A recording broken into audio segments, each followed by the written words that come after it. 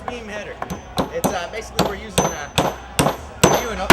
OSB to frame it in.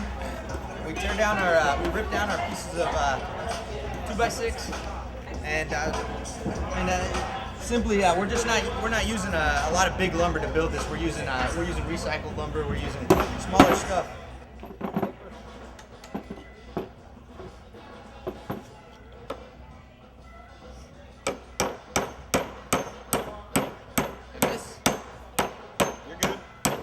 So the key to a box beam header is to use smaller dimensional lumber, so we don't have to harvest large trees to get a 2x10 or a 2x12 out of it, which is traditionally used for headers across windows or doors. So if we use a 2x6, as you see here, that's ripped down in half, that reduces the amount of dimensional lumber. And then we use an OSB, oriented strand board, that is small pieces of trash trees, basically trees that wouldn't be used for traditional structural loads.